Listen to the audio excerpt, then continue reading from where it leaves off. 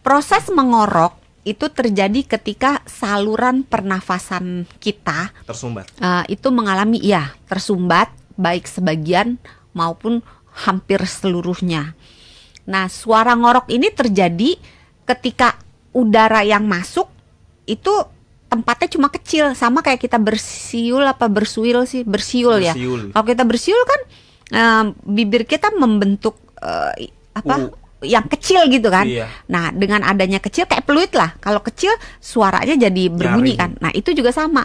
Kalau jalan nafasnya mengecil, maka suara nafas yang lewat akan terdengar keras, jadi ngorok orangnya.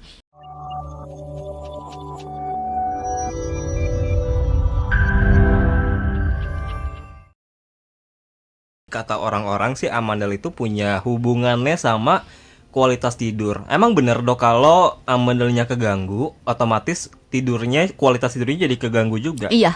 Oh gitu? Iya. Emang kenapa sih? Walaupun tidak selalu ya. Bisa berpotensi menimbulkan gangguan tidur. Berarti kan untuk supaya membuat jadi lebih clear, kalau amandelnya nggak kenapa-napa, berarti kan nggak mempengaruhi kan? Nah ini kan berarti case-nya adalah kalau amandelnya keganggu, itu bisa jadi berarti bukan berarti pasti, tapi bisa jadi berpotensi menimbulkan gangguan tidur. Kenapa kok bisa berpengaruh sama kualitas tidur? Ini kan posisinya letaknya di dalam mulut ya. Kenapa ujung-ujungnya bisa ketidur? Yang pertama, kalau misalnya amandelnya itu ada radang, dia membesar, tentu ada keluhan fisik, keluhan yang lainnya kan. Seperti biasa kalau ada radang, kalau ada infeksi, biasanya disertai dengan rasa nyeri. Jadi amandelnya sakit, terus daerah sekitar amandel sakit, jadi buat nelen sakit, rasanya mungkin bisa kayak panas, terbakar gitu. Terus biasanya juga kuman-kuman itu THT kan, telinga, hidung, tenggorokan. Mereka bisa traveling. Itu tiket terusan kalau kita ke Dufan itu gitu ya. Jadi kumannya bisa jalan-jalan. Karena nyambung nggak sih dok antara ada salurannya yang menyebabkan kuman itu mudah berpindah dari satu organ ke organ lain. Makanya spesialis itu kan THT, nggak pernah. Kalau mata kan sendiri spesialis mata, spesialis gigi gitu kan. Tapi kalau THT kan selalu gabung, telinga, hidung, tenggorokan, karena tiga itu memang bersama-sama, tiga serangkai gitu. Nah kalau ada apa-apa di tenggorokan, itu dia bisa lari ke hidung, bisa lari ke telinga. Nah kalau dia lari ke hidung, otomatis bisa menimbulkan gangguan pernapasan. Karena napas. Kita jadi hidungnya rasa kesumbat gitu kan. Misalnya kalau dia proses bengkaknya itu karena alergi misalnya, orangnya itu bersin-bersin, hidungnya meler, kesumbat jadi gitu kan. Jadi kayak pilek berarti. Bisa segala macam. Soalnya saya kan belum pernah ngerasain amandel ya. Jangan sampai.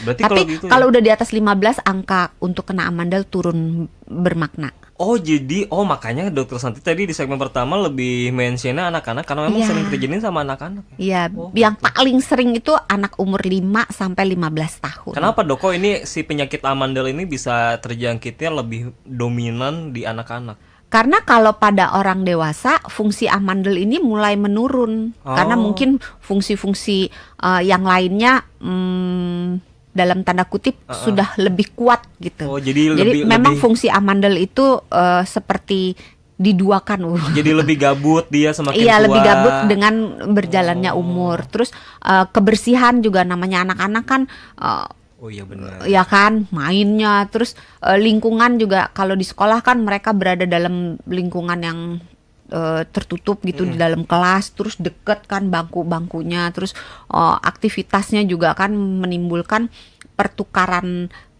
perpindahan kuman-kuman, bakteri, virus itu lebih, dalam tanda kutip, lebih mudah daripada kita yang dewasa. Berarti karena ini dok, karena semakin kita tua, amandelnya sudah semakin fungsinya menurun. Artinya ketika amandelnya sudah tidak lagi bekerja keras, jadi ya ketika kita pun kebersihannya lebih baik katakanlah tidak menjaga, jadi nggak kenapa-napa gitu. Iya, dan imunnya kan udah makin jadi kan. Sel-sel imunitas dalam tubuh kita juga udah mulai pinter lah gitu. Nah berarti balik lagi ke gangguan tidur ya, karena kalau gitu, kalau dia kumannya lari ke telinga, berarti nggak akan menyebabkan gangguan tidur kalau gitu. Kan sakit. Oh sakit. Oh, tetap aja keganggu. Tetap ya, aja kualitas keganggu. tidurnya. Terus kan demam. Orang kalau demam kan tidurnya juga keganggu kan. Benar. Terus kalau radang amandel bisa juga sampai ke sakit kepala, sakit menelan, sakit perut Jadi gitu. kemana-mana. Iya. Amandel yang besar itu bisa menyebabkan ini juga nggak, Dok? Gajinya besar. Nggak, Slip Dok. gajinya. Iya bener. Sleep apnea atau mendengkur. Iya, bisa. Oh bisa. Karena kalau dia membesar, mendengkur dengan sleep apnea itu dua hal yang berbeda walaupun bisa berjalan beriringan. Nah, kita bahas yang mana dulu nih? Yang sleep apnea. Oh, yang ngorok dulu. Yang sleep apa? Sleep apnea. Apnea. Jadi ngorok dulu aja ya. Oh, boleh. Jadi gini, proses mengorok itu terjadi ketika saluran pernafasan kita Tersumbat. itu mengalami tersumbat baik sebagian maupun hampir seluruhnya. Nah, suara ngorok ini terjadi ketika udara yang masuk itu tempatnya cuma kecil, sama kayak kita bersiul ya. Kalau kita bersiul kan bibir kita membentuk yang kecil gitu kan. Iya. Nah, dengan adanya kecil kayak peluit lah. Kalau kecil suaranya jadi berbunyi kan. Nah, itu juga sama. Kalau jalan nafasnya mengecil, maka suara nafas yang lewat akan terdengar keras, jadi ngorok orangnya.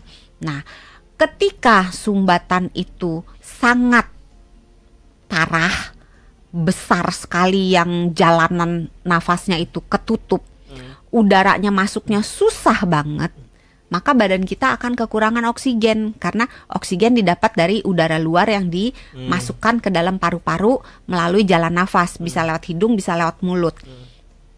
Walaupun nafas lewat hidung dianjurkan, tetapi kalau misalnya hidungnya lagi mampet, pilek, kesumbat gitu, kita napasnya lewat mulut kan. Nah, ketika jalan napasnya itu ketutup parah, maka tubuh kekurangan oksigen, maka tubuh akan membangunkan kita untuk bernapas. Nah, ketika kita nggak napas, dalam tanda kutip ya, oksigennya itu nggak ada, itulah namanya sleep apnea. Jadi dia tidak bernapas dalam keadaan tidur. Makanya orang kalau ngorok kan, ini mudah-mudahan niruinnya bener ya. Mau Jadi ditiruin nih? mau ditiruin nih. Tutup telinga ya, sahabat sonar. Gimana dengernya gitu ya. Jadi orang kalau ngorok kan gini. Oh iya. Ya gitu kan. Nah, nanti ngoroknya kan berulang lagi. Iya. Nah, tapi pada beberapa orang tiba-tiba suaranya anteng gitu, kayak nggak ada. Ada jedanya. Kayak ada jeda gitu kan. Diem, iya gitu. Ih, pinter loh. Temen kosnya ngorok ya. Buat temen kosnya Mas Sony atau temen tidurnya Mas Sony. Nah, itu kenapa? Tahu nih si itu ya. Itu kenapa kalau ada jedanya gitu? Nah, ketika jeda itu dia nggak napas. Nah, habis itu kan bunyi kayak gelagapan kan, gitu kan, kayak orangnya gelagapan gitu. Nah, ketika dia gelagapan itu badan otaknya membangunkan badannya supaya napas. Jadi dalamnya tidur kan, kita tidur ada yang tidur ayam, terus tidur kebo. Benar-benar ada step-stepnya. Ada stage-nya kan. Nah, ketika dia sudah tidur sampai ke yang paling dalam, maka otaknya akan naikin tidurnya ke yang lebih stage yang lebih dangkal supaya badannya bisa napas. Nah, lama-lama orangnya kan jadi tidurnya nggak dalam kan. Jadi dia tidur mungkin bener-bener 8 jam. Sama sih kayak sebelumnya 8 jam. Tapi 8 jamnya itu kualitasnya buruk karena dia kebangun untuk napas. Walaupun dia nggak ngerasa kebangun pindah stage, akhirnya kualitasnya diganggu padahal dia nggak ngerasa bangun. Cuman otaknya aja naikin ke stage yang lebih dangkal supaya dia napas gitu. Nah, karena dia nggak tidur dalamnya itu mengalami gangguan, maka jadi kemana-mana, nggak semangat segala.